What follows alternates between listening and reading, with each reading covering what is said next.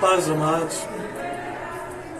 Pedido para que vocês assistam aí as pregações do vídeo do YouTube mesmo. Valoriza. Deixa aí o like de vocês. E à medida que vocês estiverem assistindo, visualizando, deixando like, compartilhando com outros, com certeza isto vai trazer mais incentivo para a gente estar galgando, caminhando nesse processo da proclamação do Evangelho. Deus os abençoe e fiquem na paz. Versículo 18. Porque para mim, tenho por certo que os sofrimentos ou as aflições do tempo presente não podem ser comparados com a glória que há de ser revelada. Amém? Glória a Deus. Podem assentar, amados.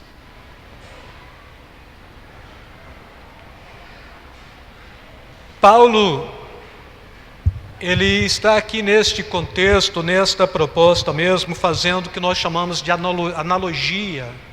Ele está tecendo comparações. Também quando a gente trabalha esta referência um pouco mais profunda, a gente trabalha este texto como sendo um texto de ambivalismo, ou seja, mostram coisas juntas de formas diferentes. E aqui ele está mostrando alguma coisa acerca do sofrimento do homem, alguma coisa da glória do que há de vir, não é? E quando ele mostra todo o sofrimento, o máximo de sofrimento humano, ele está propondo que tudo isto ainda não se compara com a glória que há de vir. E quando ele traz esta proposta, ele está trazendo uma proposta para o cristão que não é desse tempo, é do tempo futuro, é do tempo que há de vir, é do porvir. Tempo presente é tempo de sofrimento, tempo presente mesmo é este tempo tomado de inconformismo do crente, do servo, do discípulo do Senhor, porque ele não conforma, ele não concorda, ele não se submete a padrões, a normas, a regras, a princípios totalmente conduzidos e regidos por este mundo, por este governo que rege. E nesse contexto não estou falando de governo da nossa pátria, mas estou falando de um governo que a gente chama de governo do príncipe deste mundo, do príncipe deste século. E quando Jesus ainda está olhando e conversando com os discípulos, e que se aproxima aquele que haveria de traí-lo, o próprio Judas, ele olha para o Judas, ele vê o que tem por trás do Judas, o que já está tomando a mente do Judas, e ele propõe: eis que o príncipe deste século se aproxima e ele nem nada tem a ver comigo. E este é um conflito contínuo, irmãos. A palavra de Deus está falando que o mundo ele vai de mal a pior. A palavra de Deus está trazendo esta compreensão para a igreja, principalmente, que o mundo, ele traz este tempo de aflição para o povo, para o servo de Deus, que tenta caminhar dentro de uma legitimidade, dentro de uma postura, dentro de um aspecto que possa, de fato, fazer com que a glória de Deus se manifeste em nós e em nossas vidas.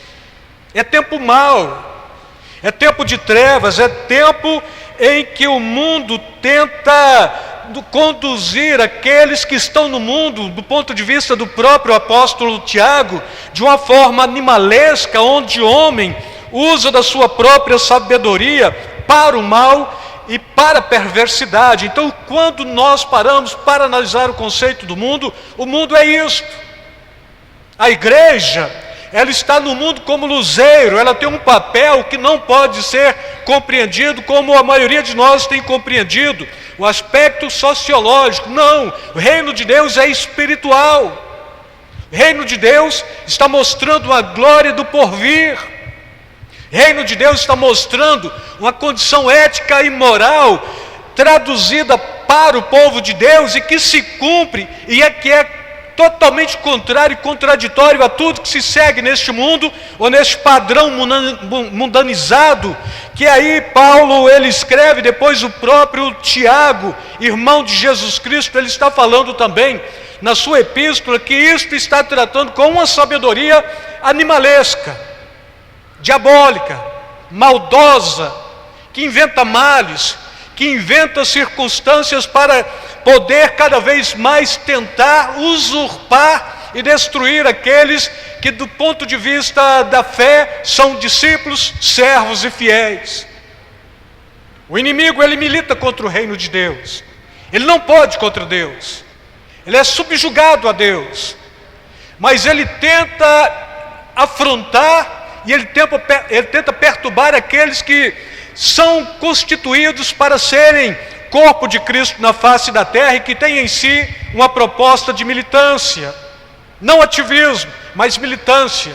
Estes que caminham olhando para o autor e consumador da nossa fé. E aí o próprio João ainda está escrevendo que o cristão ele tem que ter uma pauta de amor. E esta pauta não é de amor para com as coisas do mundo. É de amor que pode tirar ou arrebatar do mundo aqueles que estão perecendo e trazer para dentro da possibilidade do reino e da graça de Deus, mas olhar para o mundo com toda a sua estrutura maléfica, diabólica, com todo o seu esquema bem traduzido, ou dentro de um outro aspecto que a gente chama também de cosmológico, olhar para este mundo com a insatisfação do próprio coração de Deus. Nada neste mundo deve nos seduzir, deve nos atrair. Cultura deste mundo não é cultura da igreja. O sistema deste mundo não pode ser o sistema da igreja. A condução deste mundo não pode conduzir a igreja. Muitos de nós trazemos esta pauta de querermos nos conduzir dentro do reino de Deus com padrões secularizados, seja ele de coach, seja ele padrões de neurociência ou psicológico. Tudo isso é secularizado, não serve. A terapia cristã é aquela que o cristão dobra o joelho e deixa o Espírito Santo conduzir e falar, confrontar, desnudar. Se é autêntico, ele vai testificar, sim, você está sendo autêntico. Se inautêntico, ele vai atestar, você não está sendo autêntico. Esta é a proposta do reino de Deus, esta é a proposta que a igreja deve anunciar e proclamar, e esta é a proposta que faz tanto quanto aqueles que de fato amam a Deus e o seu reino sofram. E o sofrimento, ele está pautado justamente nesta condição de confronto, de não se adequar, de não se conformar, de buscar uma estrutura totalmente em Deus, por Deus e através de Deus, sabendo que o homem, por sua consciência natural, ele é inimigo da cruz, mas por sua consciência, agora readquirida pelo Espírito Santo, ele não só é amigo da cruz, como ele passa pelo processo da cruz, ele crucifica o seu eu e ele obedece aquilo que de fato nos tem conduzido, que é a palavra de Deus, que é a ação do Espírito Santo, que é o próprio Deus falando com o seu povo e o próprio Deus falando no meio do seu povo, quando em tempo de adoração como este que nós tivemos aqui, cantando louvores e celebrando o nome santo do Senhor. A condição do servo de Deus tem que ser uma condição distinta. Você não pode nivelar com o mundo, você não pode concordar com o mundo, você não pode pegar instruções lá de fora e trazer aqui para dentro, você não pode tentar capacitar o reino de Deus com coisas secularizadas. Você tem de compreender que se o reino é de Deus, ele se capacita pela ação e pelo poder do Espírito Santo. Se o reino é de Deus, é Ele que nos conduz, é Ele que nos amolda, é Ele que trabalha o nosso caráter, é Ele que o tempo todo está tentando possibilitar que a glória de Deus na vida da igreja possa reluzir no mundo para confrontar o mundo, não de outra forma. Se a gente olha com bons olhos para o mundo, a gente perdeu. Se a gente olha para o mundo dentro de um almejo, de um desejo, de uma possibilidade de conquistar aquilo que o mundo oferece, a gente perdeu também. E a igreja, ela não só está secularizada, como ela está mundanizada, secularizada, porque a igreja do sucesso é a igreja que fala da prosperidade e que tira e saqueia os fiéis para o enriquecimento dos seus líderes. A igreja mundanizada é a que pega padrão, estereótipo secularizado, traz para dentro da igreja, para de alguma forma a gente tentar prevalecer como se o reino de Deus dependesse do reino deste mundo.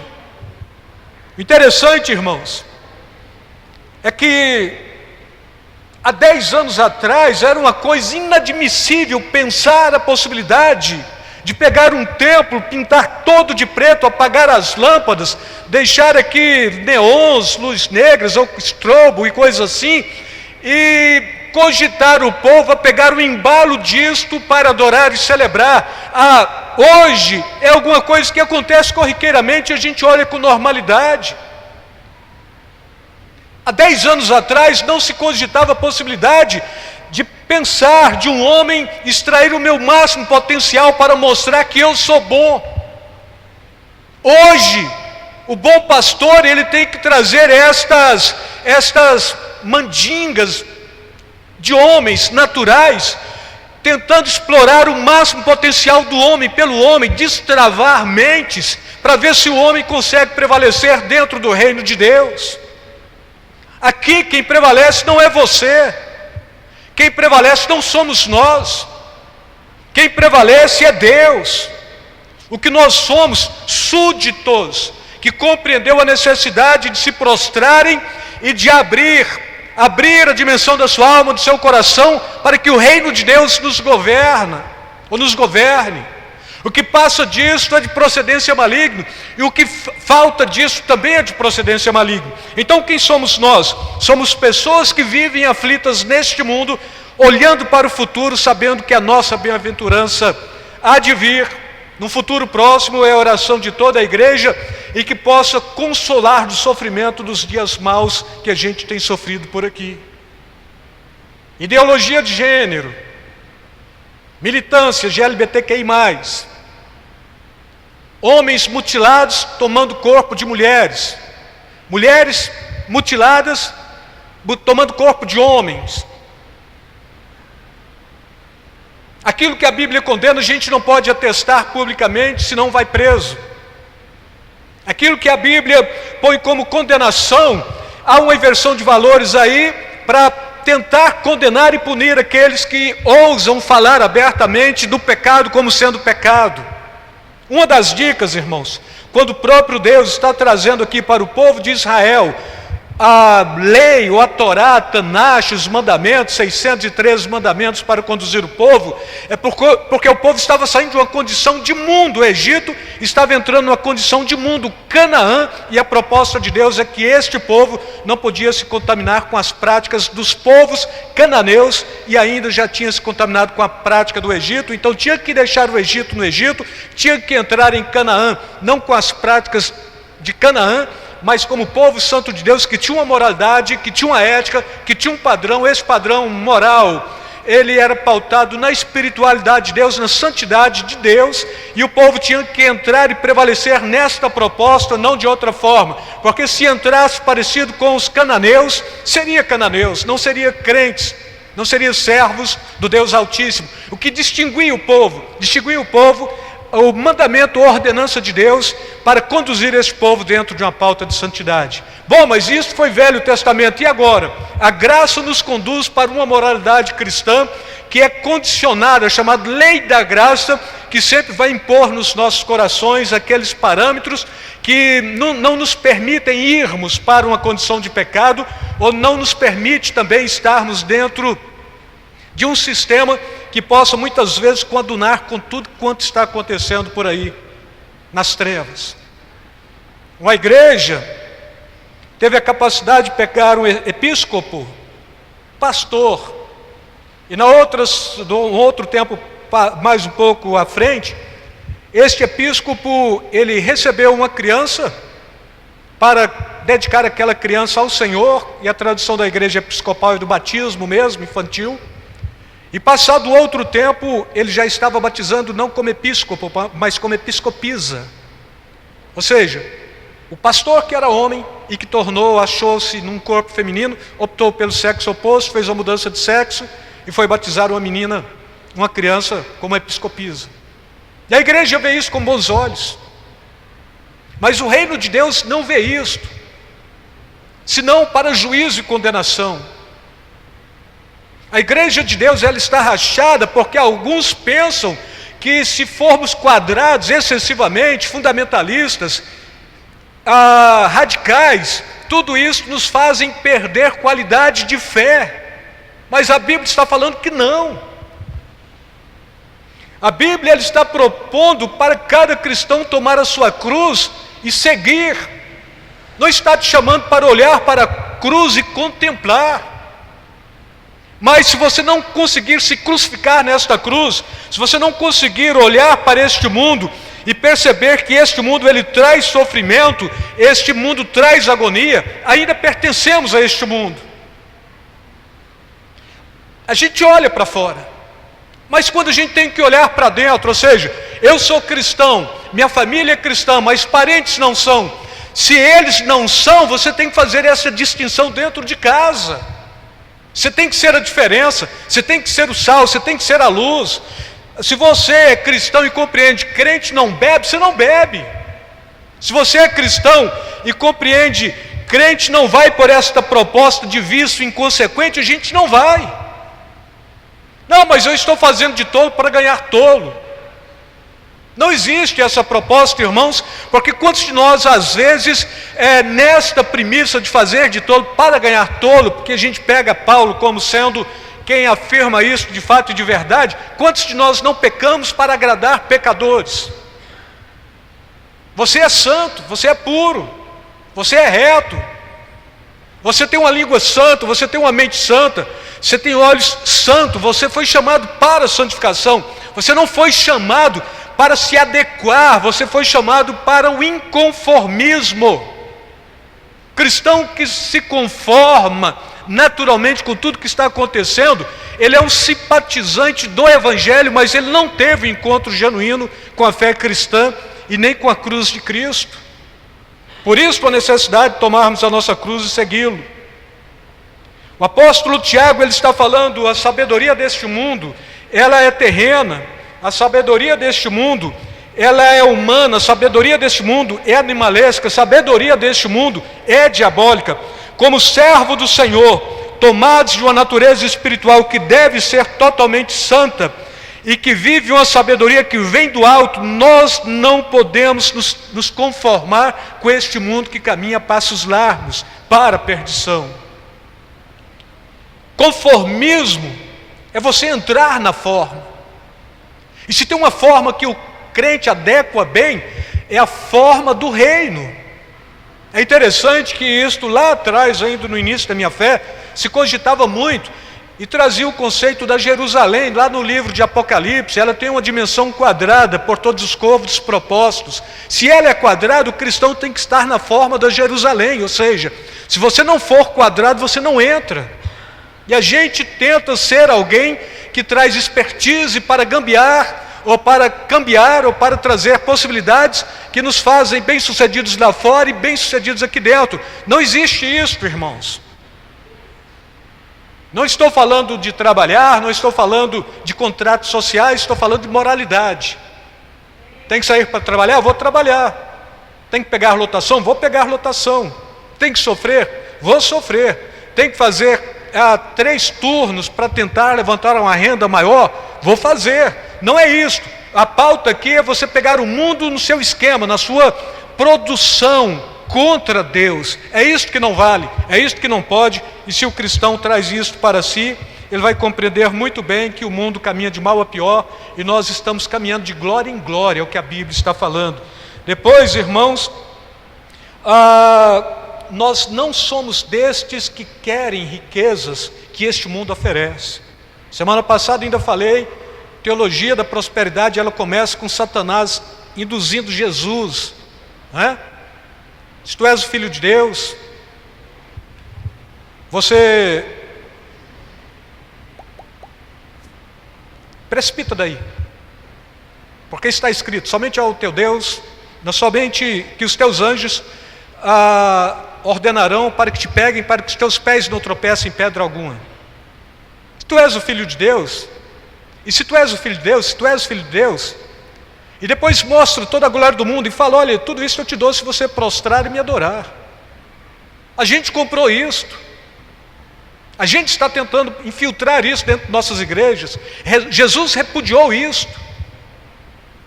Ele foi contra isto.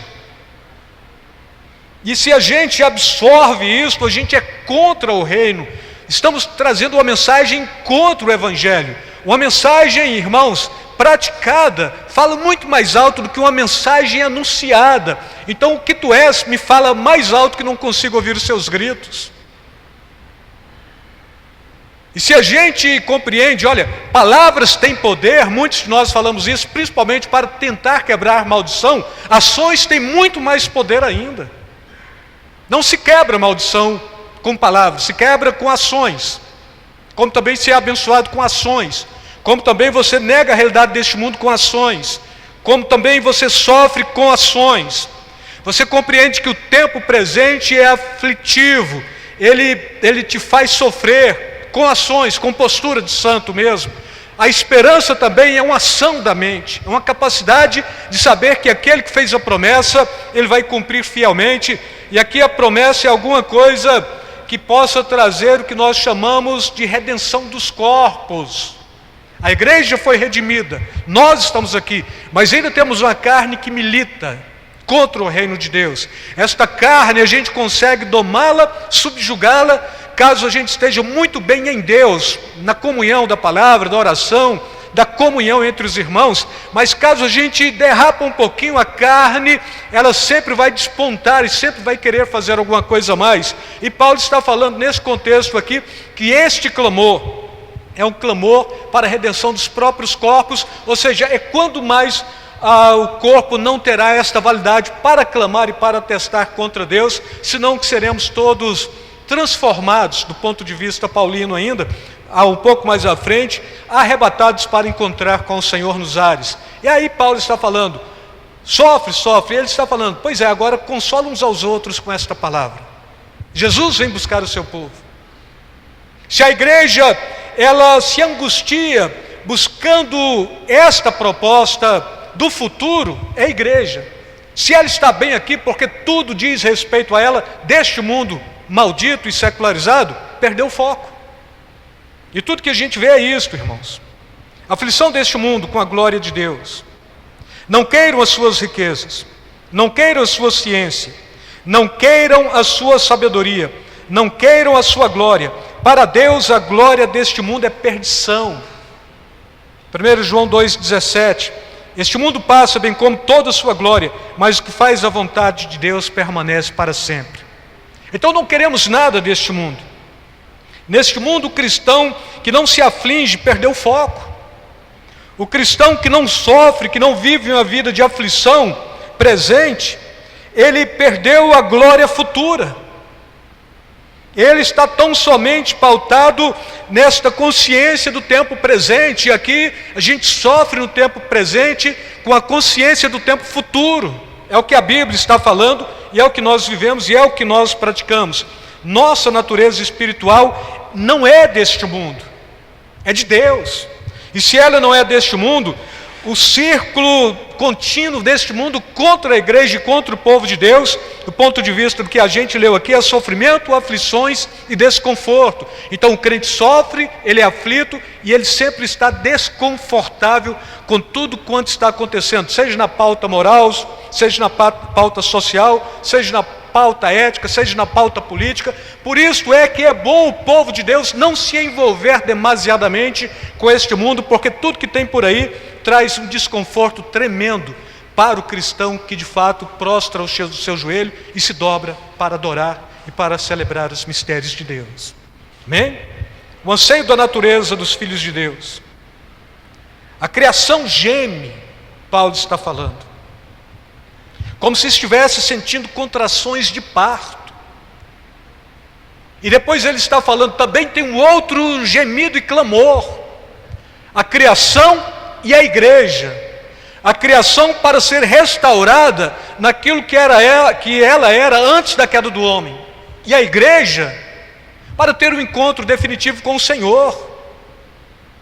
Então nós não fomos chamados para ficar amassando barro ou massa aqui, fomos chamados para compreender que aqui a gente está totalmente desfocado, focando a glória de Deus e tendo o almejo principal. Bom, eu preciso enriquecer? Não, a gente precisa de vida eterna. Bom, e os meus projetos de vida? Todo projeto de vida de uma mente transformada inclui o reino de Deus e a sua glória. Se não inclui, então você tem que repaginar a sua mente e começar a projetar de forma totalmente diferente. Olhando para o mundo, o que conseguimos perceber, irmãos, como cristãos, pessoas que sofrem, pessoas engodadas, pessoas indo a passos largos para o inferno. E se nós somos estes que foram chamados para ministrar ou para celebrar os mistérios de Deus, talvez, ainda em sofrimento, a gente pode resgatar pessoas que estão sofrendo desavisadas, porque muitos sofrem. Quantos aí, por uma ideologia besta mesmo, como eu falei de início, não estão mutilando os seus próprios corpos em nome de uma moralidade secular, de um ocidente que compreendeu que a gente tem aqui não só um conceito moral e espiritual também, mas sociológico, que a gente chama eu não vou lembrar o nome agora, mas de uma nova moralidade cristã, bem traduzido isto. E quantos de nós não se tem perdido em cima disto? Não é? Porque tudo quanto queremos, de fato, é uma moral, sim, é uma moral, mas que moral? Esta que é um novo código ético, que vem prescrevendo conceitos, permite uma criança abortar uma outra criança. A Bíblia está falando, não sacrifique os vossos filhos a Mamon, não sacrifique os vossos filhos a Moloque. Mulheres, crianças estão abortando crianças, oferecendo a Moloque, em nome de um judiciário falido, em nome de uma moralidade falsa, em nome de mentes pensantes da saúde, mas que preocupam mais com o mal-estar da comunidade do que com o bem-estar mesmo desta comunidade, porque se eu falo que a comunidade quer ouvir, eu conduzo este povo com facilidade. Se eu falo que a sociedade está totalmente equivocada e que a gente tem que valorizar a condição de vida humana, esta própria sociedade vem contra a gente. Aborta a criança ou não aborta? Aborta. A juíza falou aborta, a médica falou não aborta, a juíza falou não aborta, a médica falou aborta. Os pais entraram na justiça para ter legalidade para abortar. Aí o próprio Deus está falando, não ofereça os vossos filhos a Moloque em sacrifício. Um aborto como este não é uma oferenda a Moloque? Eu não concordo com esta visão, porque a criança que estava grávida pode opinar que de fato ela quer continuar com a gravidez e interromper a gravidez. A criança não decide, porque é criança. Como a criança também não pode fazer opção de sexo enquanto criança. Mas a militância vem e põe, olha, você é menina e pode vestir azul, você é menino, pode vestir rosa. Você tem uma anatomia que não condiz com a sua mente, pode fazer aí uma opção. A Bíblia está falando não pode. E a gente vai na maioria, pode, porque está falando que pode. E eu não quero me atrever a falar que não posso, porque se falo talvez tenha aí uma militância que vai tentar destruir o que eu sou, a minha reputação, a minha fé, meu título, as minhas honrarias, e eu não posso. Então eu concordo. Crente não concorda, crente foi chamado para discordar. O que é errado. O que a Bíblia condena, nós condenamos. O que a Bíblia acena positivamente, nós acenamos positivamente. Então, se eu não ofereço criança, minha criança para Moloque, eu não aborto. E acabou, sou contra o aborto. É princípio bíblico, irmãos. Esta moralidade não pode pegar cristão. Olhando para o mundo, que conseguimos perceber como cristão? Sofrimento, aflições e desconforto. Eu não posso concordar com tudo que está acontecendo aí fora. Eu tenho que compreender que a glória de Deus é que me conduz, o reino de Deus é que me conduz, a palavra de Deus é que me conduz, não é? E se de fato eu tenho a natureza de Cristo, eu sou conduzido pelo seu Espírito, não sou conduzido pelo espírito deste mundo, não pelas trevas, nem pelo senhorio deste mundo, sou conduzido por Cristo. Este mundo se perdeu com a queda e se reerguerá com a igreja glorificada no porvir, não com a igreja de hoje. Tem muitos crentes bons, muitos vão para o céu, mas a igreja ainda não é aquela igreja que reflete a igreja invisível no reino de Deus.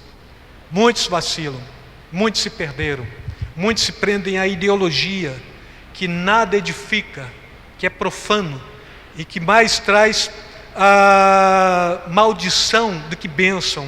E a gente sai em cima disto, porque de alguma forma é bom a gente estar na moda, não é?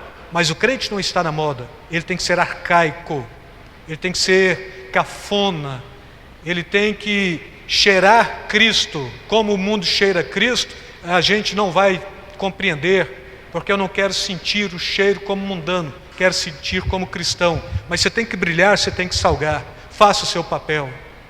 O juízo está por aí, irmãos. O mundo caminha de forma contínua, afrontando os filhos de Deus. A Bíblia diz que não são impunes os que tais coisas fazem ou praticam. Sofremos aqui com a premissa de que este sofrimento, pela causa do reino, ele redundará em glória. O discípulo sem aflição, sem angústia, sem agonia, ainda não tem a dimensão exata do discipulado de Cristo e nem do seu reino. Não estou sofrendo, tem alguma coisa errada com você. Não, é porque eu estou resolvido com tudo e com todos. Crente nunca está resolvido. Servo do Senhor nunca está resolvido. Porque sempre tem um ato de injustiça que ele tem que discordar. Ele não se conforma, ele não concorda, ele não está resolvido. Ele não usa de blefe, ele é natural, ele é autêntico. É sim, sim, não, não. Não tem talvez para o cristão. A gente que inventou esta moda, a igreja do talvez, a fé cristã, ela está falando, faz opção, é sim ou não?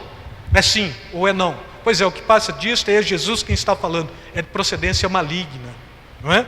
E de alguma forma, alguns de nós olham para esta inconstância, esta incerteza e esta dúvida com bons olhos. Amém?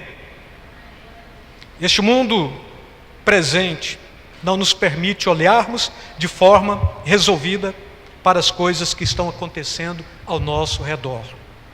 Então não sou resolvidão, não posso. Eu tenho que estar sendo aflito, afligido o tempo todo. Injustiça é injustiça, não se traduz de outra forma. Incoerência é incoerência, não se traduz de outra forma. Santo é santo, profano é profano, não se traduz de outra forma também. Céu é céu, reino de Deus é reino de Deus, reino deste mundo é reino deste mundo, não se traduz de outra forma, irmãos. Se a gente for compreender de forma bem exata, há um abismo intransponível entre o santo e o profano, mas que o relativismo permitiu um chegar na casa do outro. Profano está sendo santificado aqui, o santo está profanando lá fora. Isto não pode coexistir, não pode existir. Nós somos chamados para sermos totalmente diferentes. Ou então a gente deixou de salgar ou de brilhar, tornou-se insípido, não é? O cristão conformado, ele está desatualizado do reino de Deus. Então atualize-se com o reino, com a glória. Espere, olhe um pouco mais para frente. O nosso reino não é deste mundo. O reino de Jesus não é deste mundo. Nosso reino está no porvir. Nosso reino está no porvir. Se olha para o lado, é a aflição aqui do Ló, quando ele sai armando tendas até chegar em Sodoma e Gomorra. Ele olha para o lado, o que ele vê é devassidão espiritual. Ele tem uma agonia, é até interessante, porque é a primeira vez que a gente lê isso por Gênesis, a gente vê um Ló acomodado, mas quando se lê por Pedro, é um Ló que está aflito, e ele está aqui sendo afligido por toda a postura de Sodoma e Gomorra. E é este que é pregoeiro da justiça, que não se conforma com a injustiça. É este que pega um tempo de época parecido com o de hoje, em tudo. E o problema é tão grave, porque os anjos, para entrar na casa de Ló, a Bíblia diz que ele teve que porfiar muito. Os anjos, para entrar na casa de Abraão, só chegou e entrou. Será que Ló estava recebendo algum tipo de influência de Sodoma e Gomorra? Do mundão? Da ideologia de época? Será que a igreja está recebendo influência deste mundo demoníaco secularizado que caminha de mal a pior? Será que a nossa informação é daqui para o reino de Deus ou é lá de fora para tentar nos conduzir por aqui? Falácias, coisas do mundo, e que não pode acontecer no meio da igreja. Cristão é autêntico, cristão é transparente, cristão é verdadeiro, cristão é fiel, cristão sofre. Mas quando ele sofre, ele sabe por que está sofrendo. Não é sofrimento gratuito, é olhando e esperando o que há de vir, o que há de acontecer. O nosso sofrimento nos traz a proposta da expectativa da glória futura. Quem sofre hoje está na premissa da glória futura, ou seja, Cristo vem buscar a igreja e quando ele vir, de fato, estarei definitivamente com ele. O que está aqui perece, o que eu quero é contemplar a glória e o poder de Deus para sempre. E aí, irmãos, a gente vai compreender justamente isto. O clamor por redenção é um clamor legítimo de quem não só vive para Deus, como tem em Deus o seu fim último. Qual é o fim de cada cristão em Deus? Tem no reino de Deus a sua esperança de ser aquilo que a palavra de Deus nos garante que seremos. Amém? Então fala para o seu irmão, espera, porque aquilo que a palavra de Deus garante que você será, isto vai acontecer. Sofra, mas tenha esperança. Sofra aqui, mas alegre o seu coração com a esperança que há de vir. Você vai ser transformado, você vai morar no céu. A vida eterna por garantia, não é utopia. Fala para ele, não é utopia.